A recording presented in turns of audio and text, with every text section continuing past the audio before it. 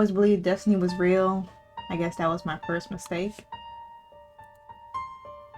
Believing there's something beyond the human, a force, an order guiding our lives from the shadows.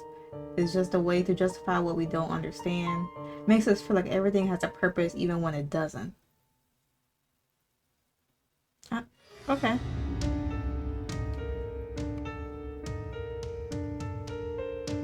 But that comfort vanishes the moment you face something no one can predict. And worse, something you could never be ready for. Many believe death is a ghost. They fear it, sure, but they live as if they'll never meet it. That is true. Daily routine lives with schedules, obligations, and small distractions. Everything they know tells them that's normal. Others, the few, react differently. Some give up completely, others live twice as hard.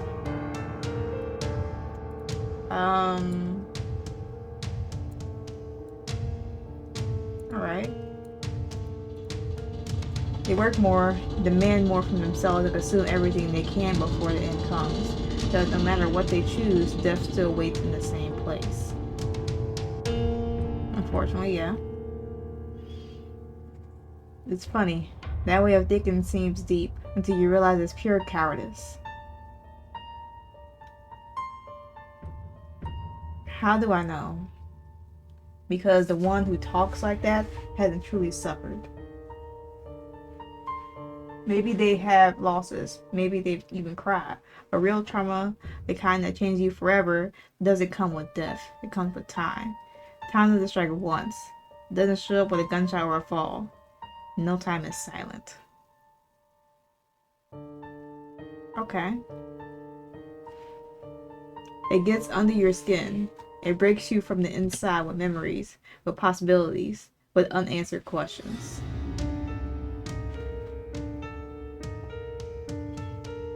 The violence of time is worse than anything else. Loss, abuse, senseless tragedy, all of it builds up. All of it leaves marks. Like your face.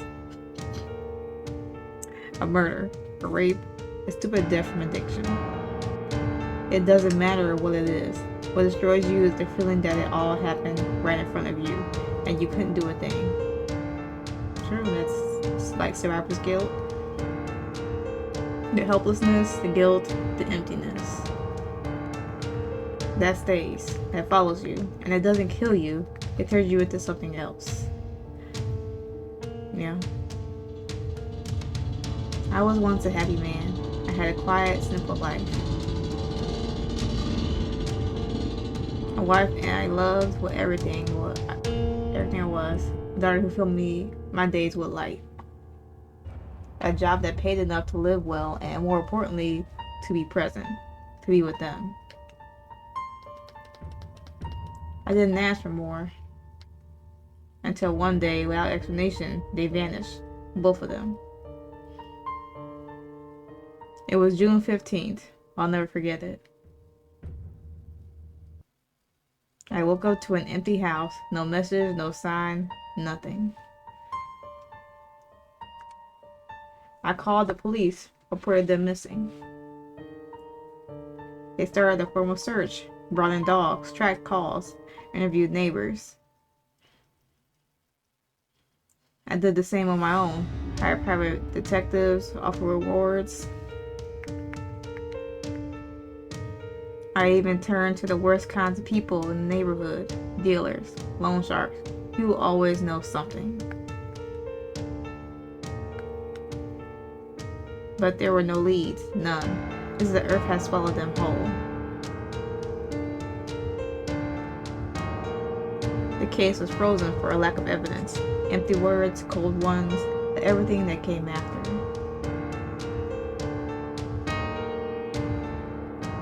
I lost my job, sold everything I had to keep searching. Got into debt, lost it all. And when the money ran out, so did the resources. Friends disappeared, family drifted away. Everyone got used to the idea that there would be no answers, that it was time to move on. I wouldn't. I thought about giving up many times, ending it all. but every time I did, my daughter's image came back to me.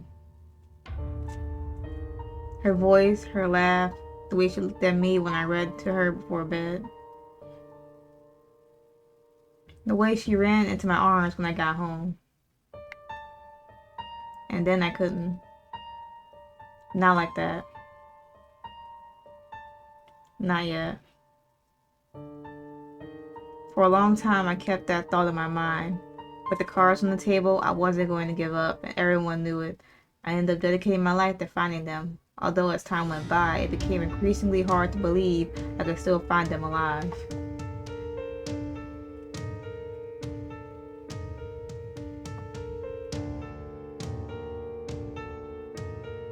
The first few months were the worst, mainly because I didn't even know how or where to look. After all, I was just a simple teacher back then. I barely knew how to throw a stone.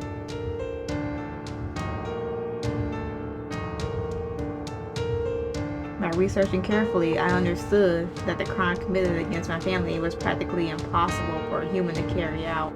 There were no footprints, no marks, and nothing appeared on the camera footage, which I personally reviewed. They weren't tampered with.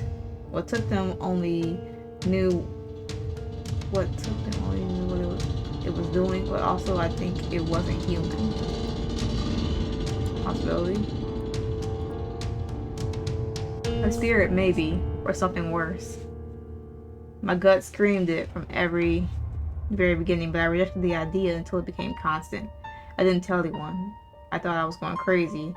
Maybe I needed to occupy my life with something more reasonable. I had no money left, and I needed to survive. Yeah, money makes the world go round. With the help of an old high school friend, I got a job in the army. It would allow me to support myself financially, and at the same time, train with weapons, something I was going to need. He was a captain, which helped speed up my paperwork, get me quickly deployed around the world. At that time, everything calmed down. Okay. The constant exposure to enemy fire, the risk, the adrenaline were like a drug for me. They isolated me from reality and from my thoughts, from the possibility that I was losing my mind. Constant memory that what happened that day was uncontrollable, that was something beyond any human logic.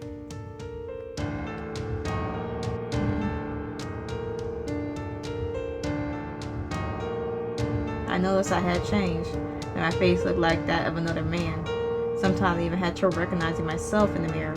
The voice worn down by grief and whiskey broke so much it no longer belonged to me.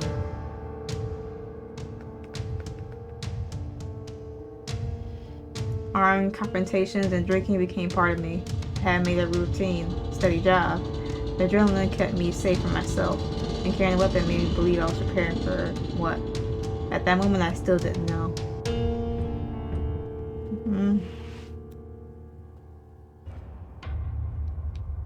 One ordinary day, during a minor operation, we were assigned surveillance duties. We had to patrol around a supposedly safe camp. No one was entirely convinced, but I accepted without hesitation. I took the night shift, one no one wanted, mainly because of the cold.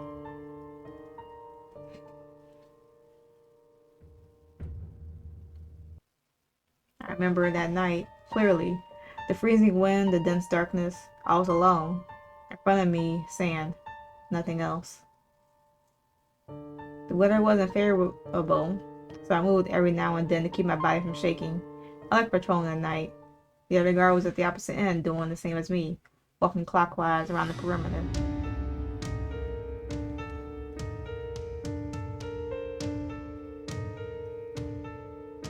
Every so often I turned my head to locate him with my eyes, but at one point he was gone. I became alert. Maybe he had gone to pee, or maybe not. I couldn't stay with the doubt, not on the campus isolated as that one. I walked toward his position, following his footprints in the sand. They were fresh, very well marked, as if he had seen something, as if he had crouched, preparing to attack. I followed several more meters until I saw him. The lifeless body of my companion, and beside him being a creature that was not of this world. No, It wasn't. Or at least it wasn't human. As soon as it saw me, it approached with steady steps. My reaction was instinctive. Emptied the whole magazine at it. Bullets hit, but it didn't matter. It kept advancing as if nothing. I tried to pull out my knife. One single strike was enough. I felt how its huge weapon slammed into my face. Bones gave way. My sight went out on one side. Blood gushed from my nose instantly. I fell to the ground, unconscious. Up to there, that's all I remember. That creature thought I was dead. Maybe it fled, lured by the gunshots. They found me relatively stable.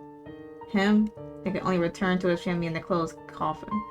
Speaking about it fills me with nausea and anger too. That night I recovered something I had lost. Hate. I realized at that moment that it was a sign. A warning for me to wake up and fulfill my true purpose. That being, I still remember the color of its skin, its face vicariously devouring my companion's corpse, its relatively human appearance. I had no doubts left. That was a vampire? I wasn't crazy. Now I knew it for sure.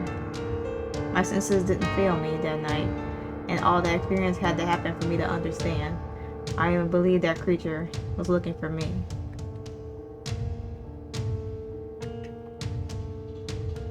No doctor could save my eye, nor erase the wound on my face. He asked me 1,000 questions. What was the point of telling the truth? They would have locked me up. My condition got me a disability pension, a significant sum, and a discharge from the army. My comrades thought that it was the end for me, that without the army, depression would eventually kill me. They couldn't have been more wrong. This is what I needed. The push. The start of the hunt. The money was enough to live without working. Losing an eye was a big obstacle, yes, but losing the need to work, that was a blessing.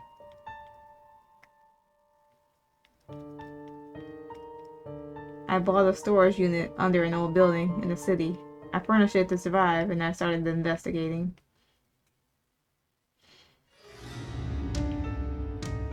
I read everything. The undead vampire, specters, I filled bibliography, discarded fantasies, searched for patterns, some ancient texts, which at first seemed like conspiracy theories, matched with what I had seen. Okay. Few authors had the level of detail I needed, but one article was enough. A strange blog, written in a mix of Akkadian and Latin. There I found a clue, an address. Supposedly a place where a vampire meeting would take place. A joke? Maybe. A trap? Also. But I wouldn't know unless I tried.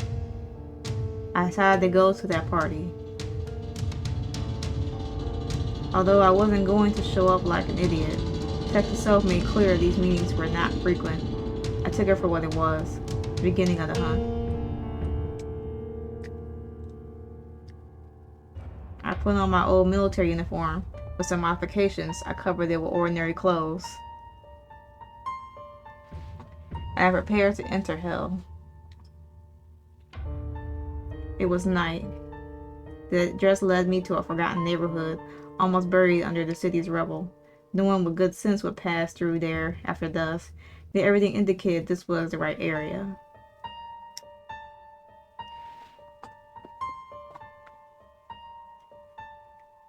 A sign, an invitation. I knocked on the door 3 times. Nothing. I was about to knock again when I heard the latch squeak open. The door crept ajar by itself as if they were expecting me. Inside, only darkness. I moved forward. You arrived later than I expected. Who are you? It doesn't matter. It matters that you seek answers. and you're willing to die for them. You know what you saw. You know it wasn't a hallucination. They're closer to the truth than you imagine. Okay. Where are they? My wife, my daughter. If you want to find them, you'll have to cross a threshold from which there is no return. Leave behind your life, your body, your species. You have to become something else. I think he's more than willing to do all of that. And what am I now? You're a hunter who hasn't yet learned how to hunt. By the way, my name is Dakaria. What do you want from me? Nothing. You're not willing to give on your own. I'm not here to hurt you, not today. Not us. Us? We're not what you think. Some of us are monsters. Others, we just survive. You survive by eating people? For me, animal blood is okay, but we're not talking about me, are we? So what are we talking about? About your wife, your daughter, and those who took them? What do you want to know? Or what do you know? Everything you need to know. It wasn't a random attack. It wasn't a robbery. It was targeted. Why them? That is what I still don't know, but I can find out if we work together. Why would you help me? Because I lost everything too, and because I'm tired of watching those who destroy with impunity stay on top, hidden, playing with others' lives like chess pieces. I'm fed up with no one putting a stop to them. Okay. And you can do it? Not alone, but with someone like you, someone who's no longer afraid, who's already crossed the line, maybe yes. I can't trust you. Why not? Because I'm one of my kind. I don't know what you are, but you're not human, and that's enough for me to not lower my guard. Sensible, but limited. You could say the same about humans, right? Some are kind, other beasts with a friendly face. We're not that different, even if you don't want to admit it. I would take her help. I saw what one of you did. I saw how it devoured my companion like market meat. If it weren't for my shots alerting the others, I'd be dead today.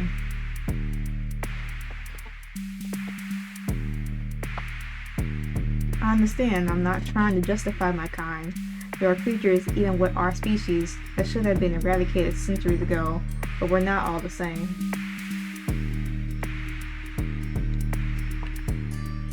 And what makes you different? Nothing. Only that, unlike others, I choose not to be a slave to my instinct, and that cost me almost everything.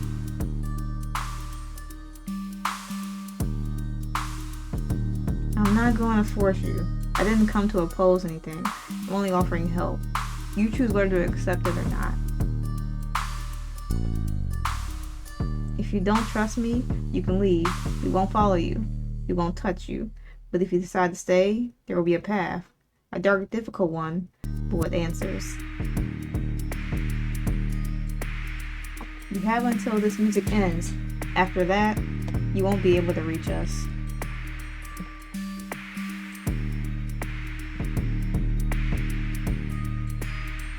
Well,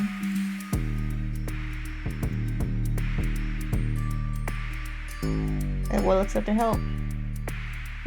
Made a decision. I stepped into the hallway where Dakaria had gone, leaving behind the room, the stairs, and the fear. Good choice. You're boiling inside. You don't need to say it. It's felt. It's smelled. What? Fury, resentment, the pain you swallowed for years, the stench of your rage can be smelled for miles.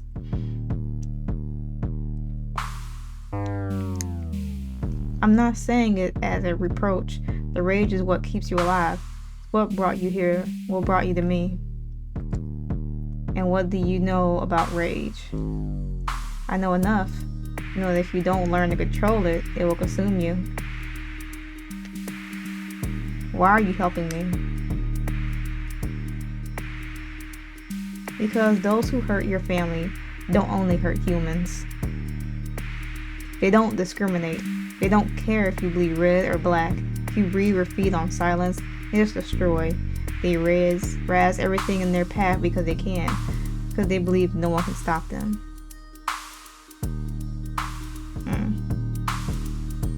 I lost everything too, but it wasn't an accident. It was a message, and just like you, I spent years not knowing who to blame, who to kill. Now I know. And if you're going to face them, you won't do it alone. Not this time. And what did they do to you? They killed them. All of them. My family, my clan, destroyed by a stupid feud that has lasted centuries. Something that started with pride, with power, with land. It doesn't matter anymore. It was nonsense from the start.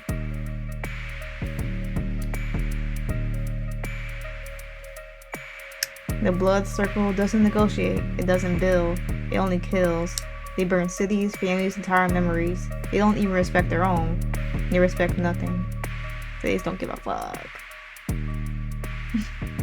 And every time someone new suffers, every time they take someone like they took yours, their shadow grows bigger. I'm not seeking revenge. That's no longer enough. I want justice. And if you wanted to, then we're on the same side.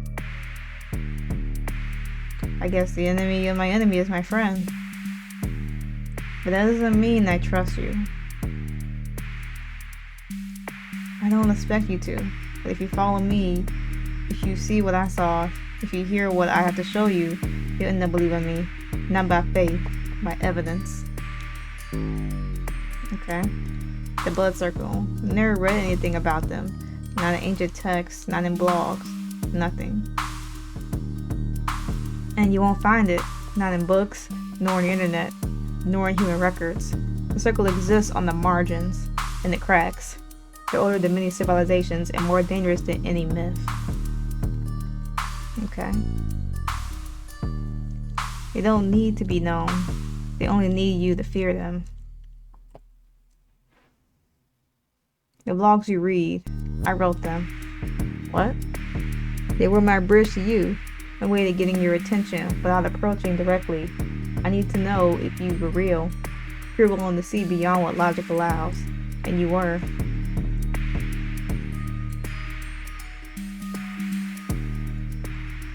You became relatively famous in certain circles, not for what you said, but for what you did.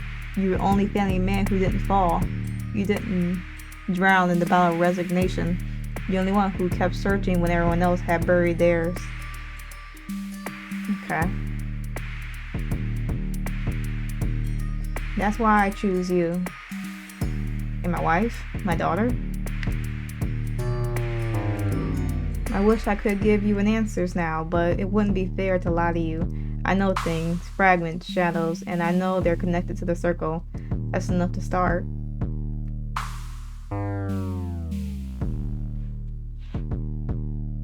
But if they're all alive, I swear we'll find them. It's possible the vampires of the circle kidnapped them to turn them. They often do. They look for beautiful women, not just out of whim, but to keep them as decorative, or to bring them to their parties, living trophies. The vampire world is very aesthetic. For some, justifying turning a beautiful human simply to gaze upon their face forever as part of their twisted logic. Okay. It's not just power or blood, it's vanity, possession, and a cruel form of immortality. So it's possible my wife and daughter are alive? I don't know. No one knows. But if they're alive, it's possible they're no longer the same ones you knew. Conversion changes everything. So the memories, even desire. They don't become human again. It hurts more than any death.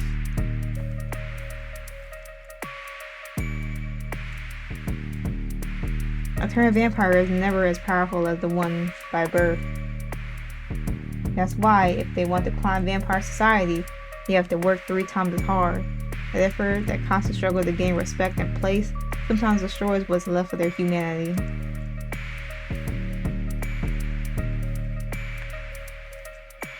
They lose memories, emotions. They become shadows of what they were, or what they once wanted to be. Conversion isn't just a simple bite. That's a myth. An absurd, romanticized, or kind that have fed for centuries. The truth is slower, dirtier, and much more painful.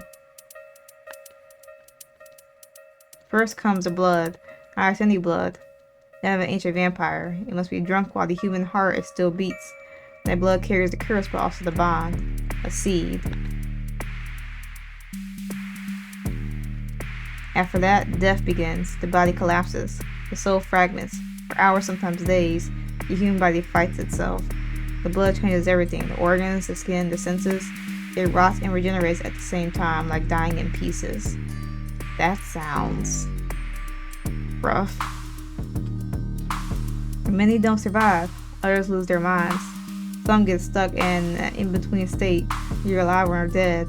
A full convert. Someone who managed to cross that hell.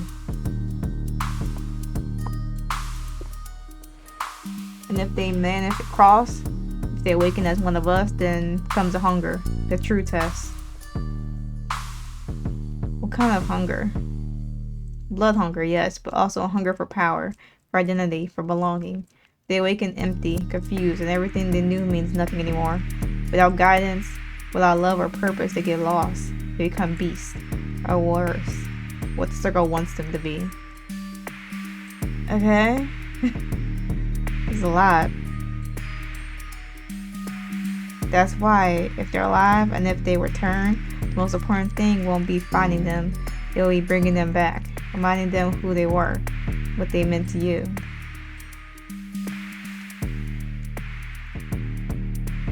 It's possible that behind what happened to your family is a lift?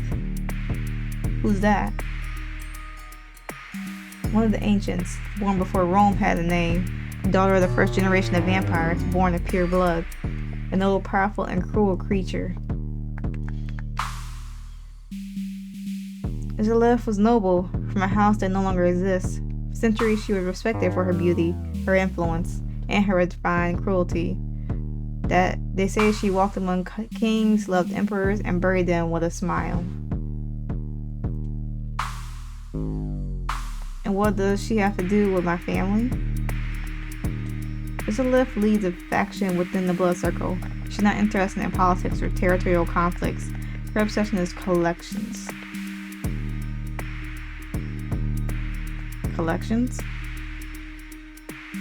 Beautiful humans, alive or turned, men, women, children. She keeps them close, transforms them, molds them at will.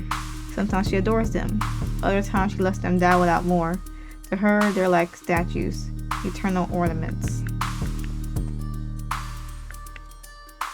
This love doesn't just turn them, she erases what they were. She destroys them from within, not out of necessity, out of pleasure. Why do you think it was her? Because she hasn't been seen in public for years. Recently, there was a talk of a new acquisition, a young woman, a different aura, and shortly after, a rumor a girl with light in her blood, able to see beyond. There aren't many cases like that.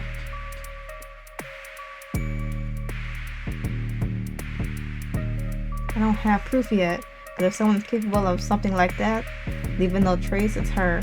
And if they're with her, then time is running faster than you think.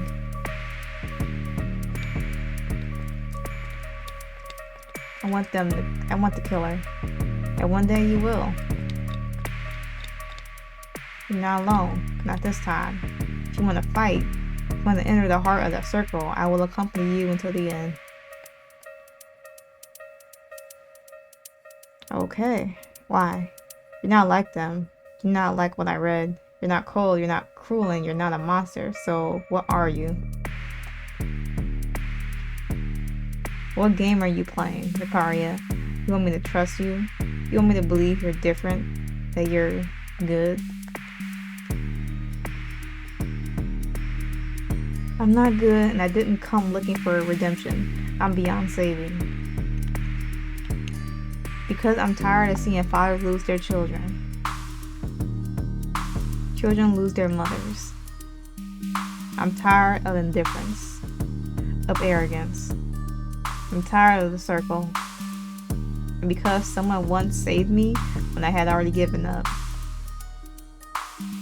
Shoot, if you can't believe me, but don't call me a liar for trying to keep you from ending up like me. Because that will be a lie. I lost everything too. I was an aristocrat once, daughter of an ancient lineage from a house respected among our kind. We lived on the southern coast of France when the night was still feared. We had influence, knowledge, legacy. We had it all until the circle decided we were too free, too independent. They accused us of treason, disobeying the invisible rules they reinvent every century. And one night, they came. They killed my sister right in front of me, burned our memories, desecrated our bodies, and condemned us to oblivion. I was the only one who survived. Not out of courage, as punishment, they let me live to remember. Rage sustained me, fed me more than blood, more than any ritual or instinct. I hated everyone, I hated everything. Until I understood the problem wasn't what we are, but who rules. That circle of shadows who thinks they can decide the value of a life. Someday they will fall, not by divine justice, not by redemption, but because someone who will have the will and the hatred enough to uproot them. We can't do this alone. Neither you nor I.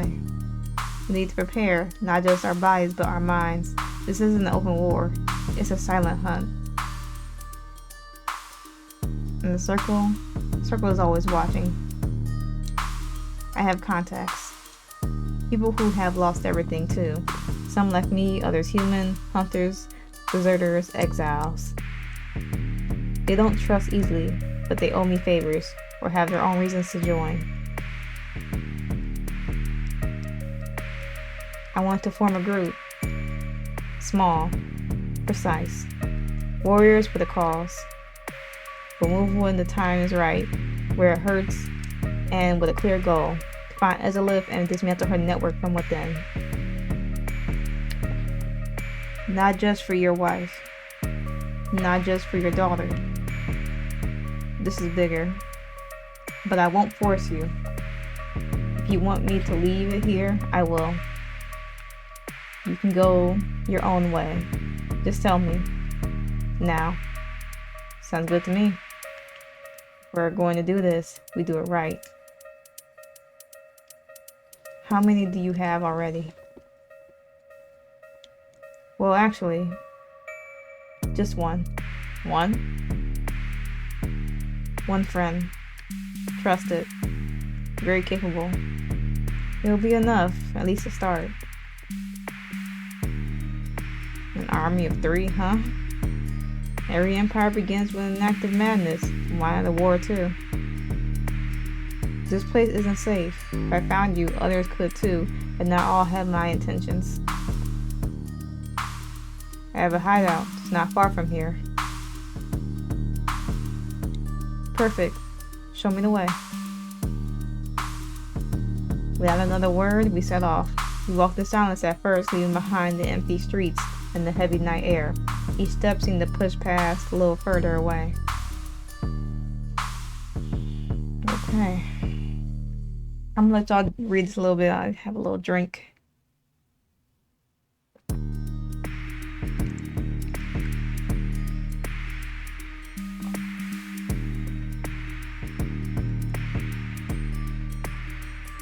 When we finally arrived at the old unmarked building, we went down to the basement for the storage room I had once adapted to survive. Humble, cold, but mine. It works. From here, we can start. Looks functional. Though, a bit of cleaning wouldn't hurt. Looks like someone lives with ghosts. It's a hideout, not a hotel. There's a reason I brought a woman to my hideout, right? To clean. Really? That's your sense of humor? If you weren't so pathetic, I'd rip your tongue out for that. But you laughed. I laughed at how sad you are. And because you clearly don't know who you're talking to. Don't burn it. This place is my home. Home? You have such a broad understanding of that word. Since we're here, where am I supposed to sleep? Sleep? Go back to your enchanted castle, right? I'm sure you got a velvet sarcophagus or something. I don't care. I'm staying. So prepare a room for me.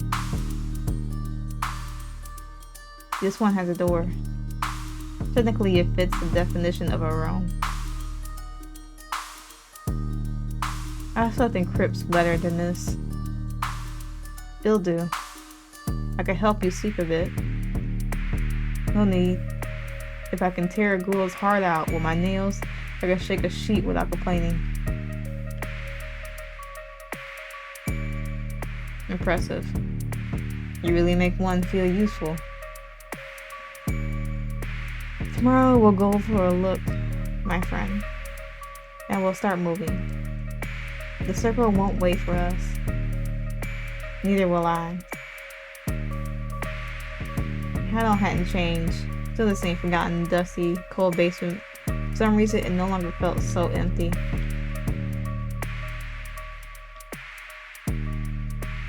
I rolled my eyes and left, leaving the door ajar. That night, for the first time in a long time, I didn't fall asleep with a bottle in my hand.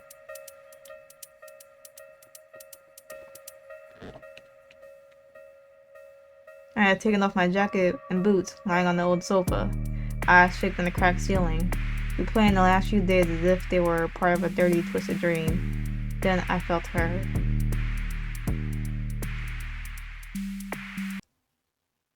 Standing a few feet from the bed, silent, still. So you really live here? Yes, this is my home. And no one visits you? No one. Never.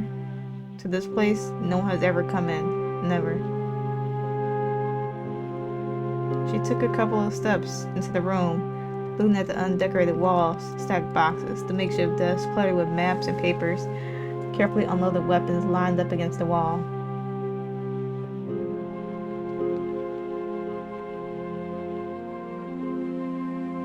Now this explains a lot. Oh, really? Yeah, like your sense of humor, your clothes, your mess, and that soulless thing you call a pillow. I didn't come here to impress anyone. No, that's clear, but still, it's sad, living alone, among dust and memories. Dust doesn't ask questions, and memories, they're all I have left. Tomorrow, we start with the cleaning, and with the war. She just sat on the edge, like a child deciding to pause a moment to look with different eyes. I remember your story. I read it years ago. The newspaper called it the case of the house with no traces. A woman and her daughter disappeared without a trace. No blood, no witnesses, no sound. 10 fucking years ago. 10 years? How many years is that to you? 10 years is barely a sigh to someone like me. 186 years since I first woke up with this curse in my blood. So when I was born, you had already lived 3 full lives. Yes. I'm I'm not telling you this to scare you. I'm telling you because over time you learn the real pain from fake. Yours that day was one of the few that didn't feel manufactured by the media. That's why it stayed with me. And that's why I knew you had something inside that others lost long ago. Will to what? To resist darkness without surrendering to it.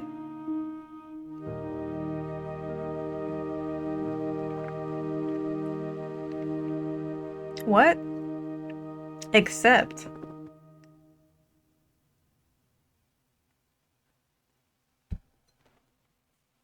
Hold on, let me lock in for a second. What?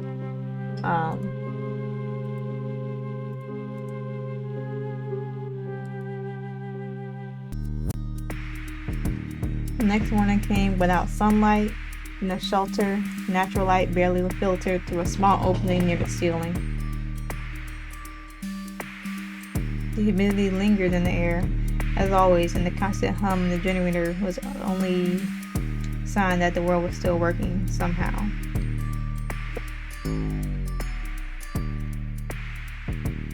I woke up shortly after. Silent, her hair was loose, her eyes clear, and she didn't say a word at first. She sat in front of me as if she were enjoying the strangeness of that human routine. We're going to look for my friend today. Where is she? She moves around a lot, but I have an approximate location. She's in a nearby city. She is hidden among hunters, ironic, but useful. Okay. I watched her silently for a moment. She didn't seem so distant anymore, but she didn't seem vulnerable either. It was as if for one night she allowed herself to remember she wasn't alone, and that I wasn't either.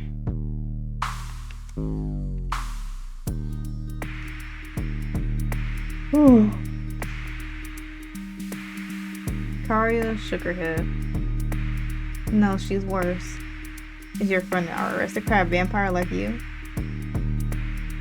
Emma isn't a turn one, but she's not an aristocrat either. She comes from a common vampire family. The kind doesn't appear in books. The kind without castles or bloodlines or eternal surnames.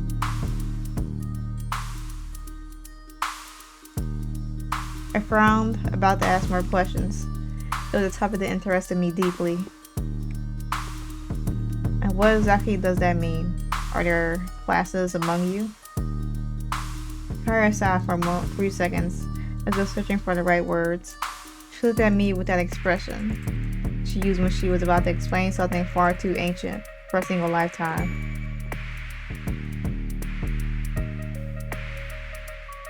Among vampires, everything is hierarchy.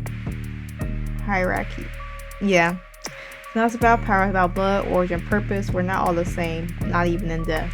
I don't know why sometimes I just can't say certain words. Then explain it to me. What are the ranks? Top are the purebloods, those born from the original lineage. It's believed their existence dates back to the first dark pacts, and humanity was only beginning to grasp the price of eternity. They are few, very few, and dangerous. Their bodies no longer eternally matter, their minds, even less so. Okay.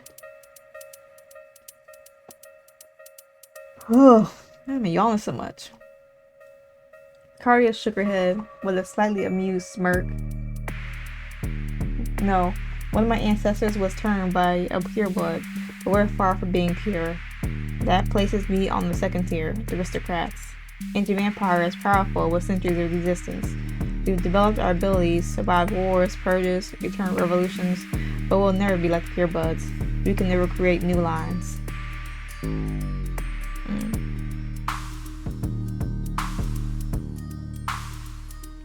And the others? After that come those born from lesser lineages like Emma. They fire families that grew generation after generation, but their connection to the pure blood is blurred. They don't have the original blood, but they were born already turned. Children of vampire parents.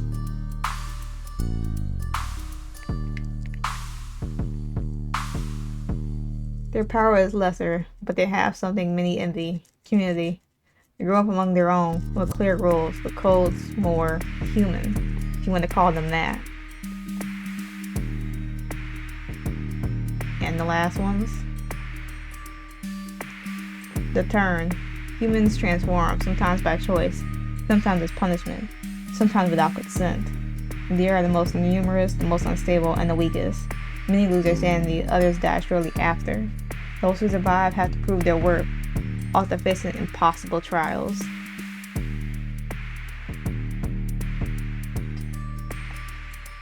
Because no one respects them, and if they want to rise in their hierarchy, they have to kill, obey, or destroy everything that remains of their old life.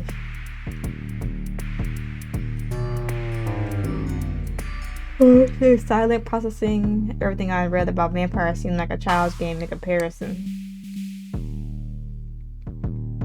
And the blood circle, where do they fit in all of this? They're outside of it all. A council of pureblood and degenerate aristocrats. They form their own law, a cult that despises both human and lesser vampires. To them, existence is a spectacle, and we are disposable pieces.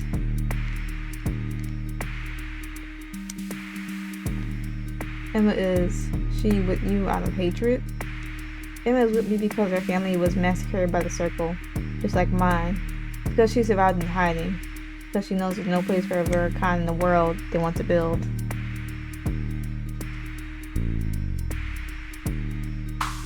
Then we're not so different. Kari smiled faintly, without cynicism, just with the resignation of someone who has lost too much to keep pretending pride. That's why I want to introduce you to her, because if we're going to face them, we're going to need more than fury. True. We're going to need allies, and one who understands how their world works even better. We are ready in silence, but this time the air didn't feel so heavy. We're moving, and every step, no matter how small, was one further from the darkness and closer to hell.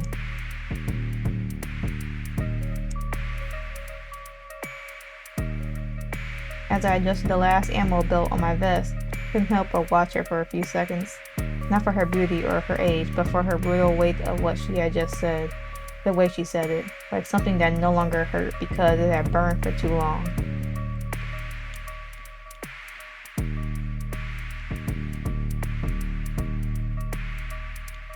I don't understand. How can an organization like that have done whatever it wanted for so long? Didn't anyone stop them? Kara didn't flinch. There was an ancient resignation in her face, the kind that had gone through every stage of pain. Anger, sorrow, helplessness, and finally cynicism, I think. Basically because no one dared. The blood circle wasn't built overnight. It's been centuries cementing its power, sinking its claws where they can't be seen. Blackmail, mind control, blood contracts, lineage, alliances. They created such a dense web that for most, it's not even worth trying.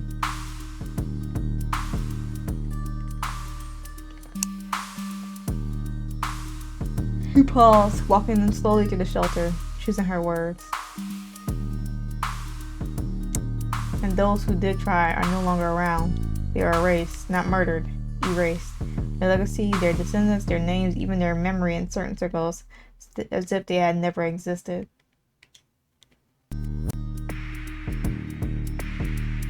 No one spoke up. No one left records. Some tried. Ancient writings, hidden symbols, and cryptic language, but fear is powerful, and hope is fragile. In the end, the few who could have done something chose to close their eyes.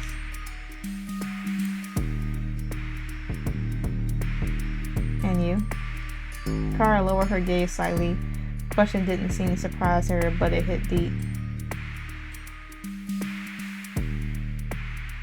I was afraid too. For a long time I hid, I survived. I convinced myself that was enough, until it wasn't. We locked eyes in silence. But now that you're not afraid, what's different? She gave a faint smile, without joy. Now I'm ready to die killing them. My phrase said so calmly wasn't a threat. It was a promise. A sentence forged in iron. And for the first time in years, I felt I had cause worth pulling the trigger for. I assume we can't kill them without simple silver bullets and all that, right? Karia thought for a moment, figuring out how to give the answer I needed. Not like a common vampire, no. We could hurt them, sure. Fire affects them. Sun weakens them.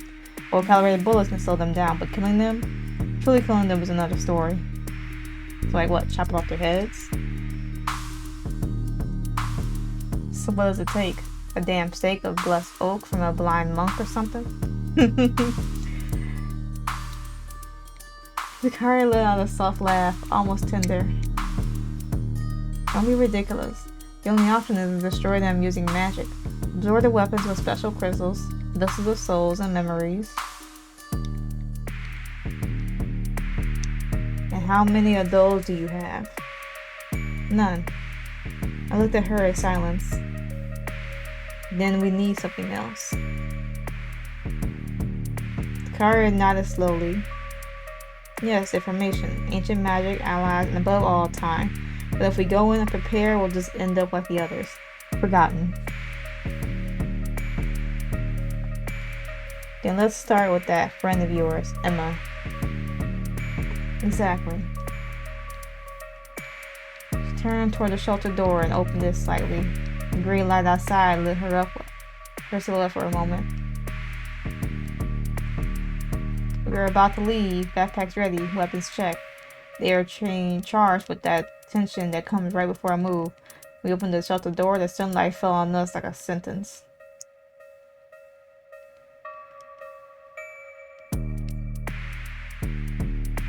Karia squinted, instinctively stepping back into the nearest shadow.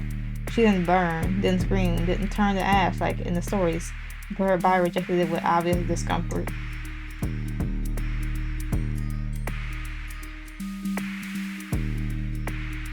I turned to her, leaving one arm against the wall.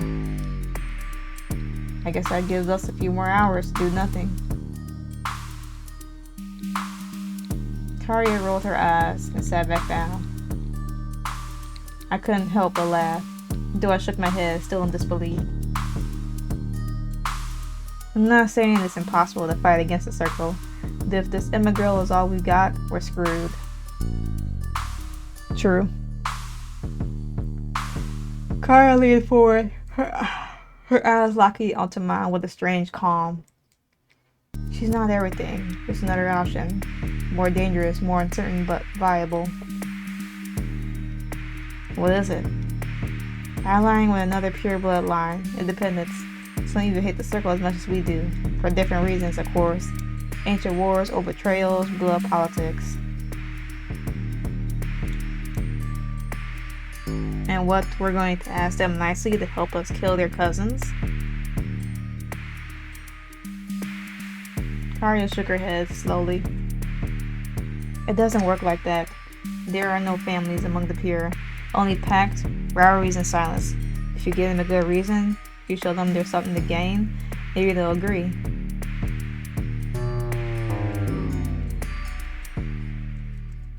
I leaned toward her. And what do these monsters want? Money? Blood? Territory? They all want something different. Some seek lost artifacts, others information. Some just want revenge, just like you. I stayed silent for a few seconds, thinking. And you know one of them? The pirate nodded.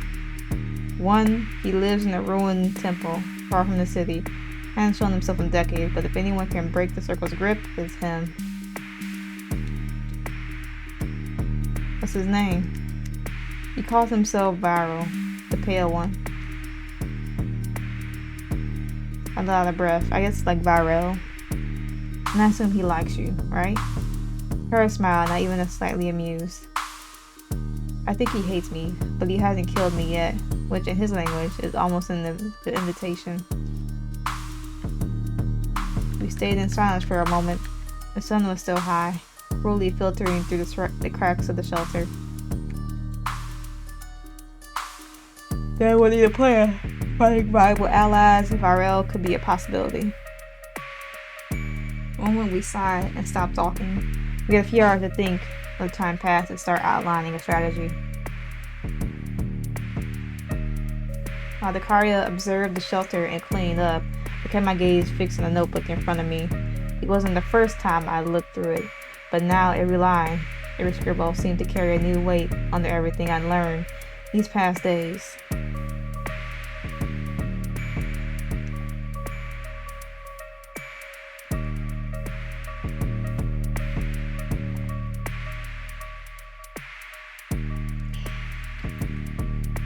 I looked up with a subtle but alert expression. What did you say? Iraq? I read it years ago in one of these poorly translated texts I found in the deep web. It talked about a family, an ancient vampire bloodline set to roamed Celtic ruins, Ireland, even Scotland. It disappeared centuries ago, but there was no record of their extinction, just theories.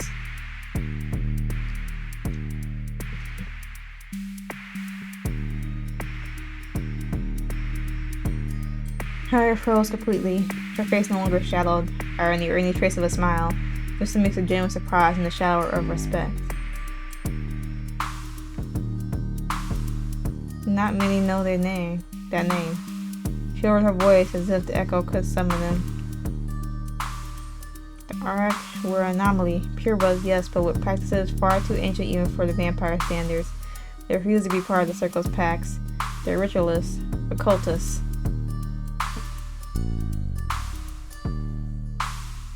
Believed in preserving what they called their original form, a way of existence more tied to nature, to elemental forces than to the cities and decadent luxury. And what happened to them? Kara leaned back in her chair, staring into nothing. They withdrew, disappeared from the map. Some say the Circle wiped them out in secret. Others that they hid voluntarily to avoid contaminating their bloodline. The truth? No one knows. But if they survive, they're any remain, not the kind of allies you seek. They're the kind that find you. And what do you think? I asked, still flipping through my notebook. She stayed silent for a moment, then murmured, I think if you know that name, it's for a reason. I also think that the most likely answer is that they're dead or asleep, which in the vampire world is almost the same.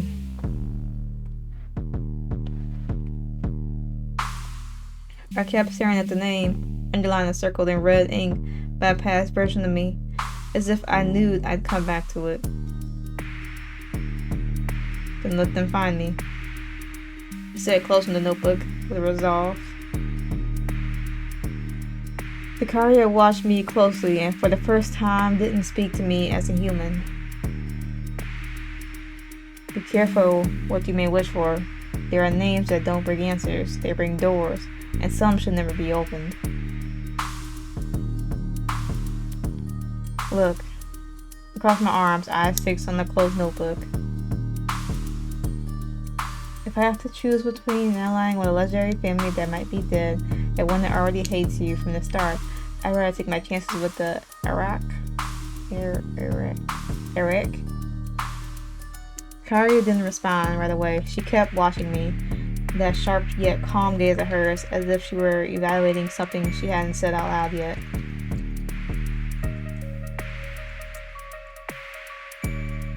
Do you prefer the fog for a legend over facing the direct judgment of a pureblood who at least exists? Yes, because the hatred of someone who exists is real. You said it yourself, the Viral guy hates you. The last thing I need is an ally just waiting for the first mistake to stab me in the back. Eric are alive. There's even a spark of them hidden in those ruins. Maybe they share more power. Maybe they share purpose.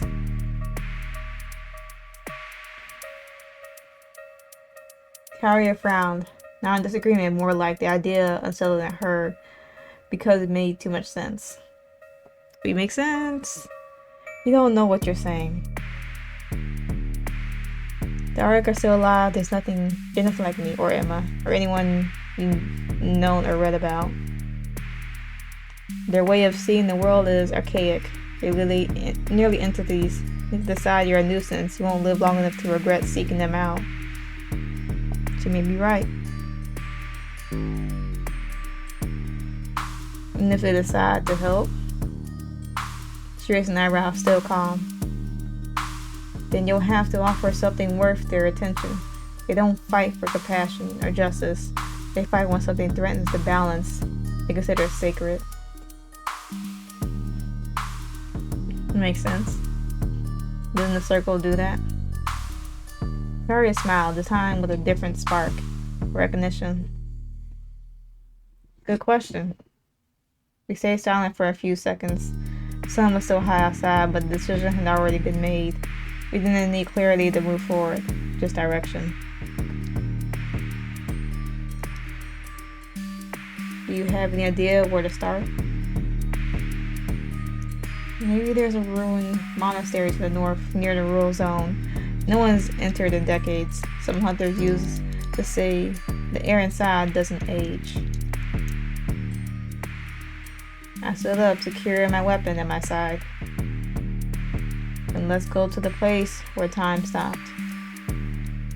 Or where everything started to rot.